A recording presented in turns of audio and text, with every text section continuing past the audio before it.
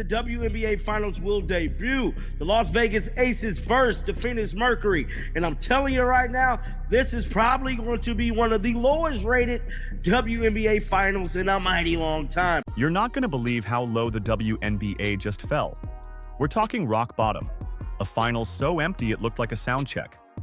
The championship series, the crown jewel, is being sold for the price of a burger. $6 entry, half-empty lower bowl. Echoes where there should be thunder. Think that's bad? Wait till you hear who Wilson blamed when the seats stayed red. After Game 2 in Las Vegas, A'ja Wilson didn't just look frustrated. The moment felt like a fuse finally burning down. This wasn't a coronation, it was a confession. The league said record growth. The cameras said otherwise. And the ugliest part? Fans think they know exactly why it fell apart, and who the league tried to blame. Keep watching. The next part will make your jaw drop. The buzzer dies, and so does the noise. Picture it. The MVP in the spotlight, and you can hear sneakers squeak louder than cheers. Wilson glances up at rows of red seats and clenches her jaw. That image travels faster than any box score. The reigning champ playing a finals game that sounds like morning shoot-around. Post-game, the tone is sharp. Distractions, fake support, real fans. People hear it as a shot at the crowd that didn't show, and at the crowd that only shows when one name is involved. Clips flood X in minutes, slow-motion shots of empty aisles, captions asking, "This is the finals?" It's not arrogance, it's shock, the kind that stings because it's true. And the reason those seats were empty? It's even uglier than you think. $6 for the championship series. Let that sink in. Less than a side of fries for front-row humiliation. Upper bowl cheaper than parking. Lower bowl listed for pocket change. Seats behind the bench under 100. The same sections that went 5 to 10 times higher when the Fever were in town suddenly cost less than fast food. Fans didn't sprint to buy, they sprinted to roast. Finals or clearance aisle? $6 for the strongest season ever? Even worse, these weren't scalper fire sales. Many were face value offers. The league spent months preaching momentum, then priced its biggest night like a matinee just to avoid a sea of empties, and still couldn't hide them. But when screenshots hit social media, the internet didn't just laugh. It declared the league dead on arrival. Overnight, social feeds turned into a museum of humiliation. Hundreds of blue dots, zero excuses. Panoramic photos of open sections, jokes about finals sponsored by silence. Hashtags multiplied, hashtag $6 finals, hashtag where are the fans, hashtag record growth who. News accounts started quote tweeting fans instead of press releases. People weren't attacking women's basketball. They were attacking the contradiction, record buzz, with recession-level demand. Then came the question nobody upstairs wanted trending. Where's Caitlin Clark? Because once that name entered the chat, the temperature spiked, and the narrative flipped from mockery to exposure. Here's the part nobody inside the building wants to say out loud. When Caitlin Clark's season ended, the oxygen left with her. Every stat line, every storyline, every sold-out seat, all tied to one rookie. When she plays, buildings hum. Resale goes wild. When she's out, the beat drops to flatline. Fans didn't quit basketball, they quit a story that vanished. The resentment toward how she was treated all year, the hits, the no calls, the jealousy, the silence from the top, didn't just chase viewers away, it hardened them. People vote with wallets. They voted no on a finals with no pulse. But here's the million-dollar question. If Clark built the wave, why couldn't Vegas, the city that sells everything, sell this?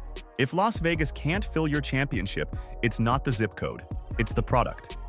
The fight capital packs UFC in hours, but can't move WNBA finals in days. F1 floods the strip. Boxing sells out with nosebleeds at triple digits. Meanwhile, a defending champ in its own house is begging the lower bowl to show up. Discount codes didn't fix the vibe, they exposed it. There's no villain, no rivalry, no must-see arc, just trust us, it's historic, while the seats say otherwise. And that's when the spotlight swung away from players and straight at the office upstairs. Because when the story is this broken, fans don't blame cities, they blame leadership. Next section. The commissioner steps up to the mic and lights the fire even higher. Engelbert stood at the podium declaring the league stronger than ever. Meanwhile, photos from Game 2 looked like scrimmage warm-ups. Reporters whispered about morale slipping across teams. Instead of accountability, the commissioner pushed slogans. Momentum matters. Power in progress. But fans wanted answers, not hashtags. Her optimism felt tone-deaf, like a CEO congratulating themselves while the stock crashes. Every interview deepened the disconnect. The people inside the league were spinning numbers, while the audience saw reality, an empty arena and a star they'd abandoned. For months, headlines shouted record viewership and historic engagement. Turns out those numbers rose because of one person. Clark's wave boosted everything: TV ratings, social traffic, sponsor signups. Remove her, and the metrics returned to pre-Clark flatlines. That's not growth, that's dependency. But the league called it momentum. The irony? They downplayed the very athlete who made those numbers possible. Now the illusion has shattered, and fans feel lied to. It's hard to sell empowerment when the receipts say desperation. Inside locker rooms, whispers turned into sighs. Veterans like Sophie Cunningham and Nafisa Collier hinted that leadership had lost the pulse. Even Aja Wilson, the face of the league, looked exhausted from defending a system that keeps tripping over itself. They grind, they win, but the league can't capitalize. What's left is a mix of resentment and fatigue. A locker room full of talent watching management waste their prime years on PR campaigns instead of building rivalries that matter. Game 3 visuals were brutal. Camera pans over the lower bowl showed red seats gleaming like warning lights. Broadcasters avoided wide shots entirely. Even ESPN's own commentators sounded bored. The finals energy felt like an afternoon preseason match. Every clap echoed, every pause dragged. Fans watching at home could feel the emptiness. It's one thing to lose attendance, it's another to lose emotion. That's when people stopped laughing, because they realized this wasn't just embarrassing, it was existential. By day 3, the memes became headlines. Major outlets posted seat maps showing entire sections unsold. Comments poured in. WNBA Finals brought to you by Silence Inc. Some users compared the crowd noise to library ambience. The viral humiliation reached sponsors' inboxes. The league's image managers tried deleting replies, but screenshots spread faster. The narrative was uncontrollable, and that's when advertisers started calling quietly to reevaluate deliverables. Corporate partners hate bad optics. Nike's Clark merch still flew off shelves, but their WNBA Finals ads barely hit engagement targets.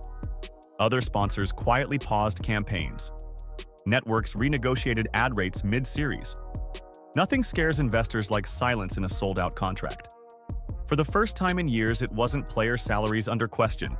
It was the league's credibility. And that panic reached every corner of the operation. The players' union saw this coming. They're preparing for new CBA talks, pushing for higher pay and benefits. But how do you negotiate raises when your finals tickets can't outsell bowling alleys? Owners will use this collapse as ammo. If your best year ever looks like this, why increase salaries?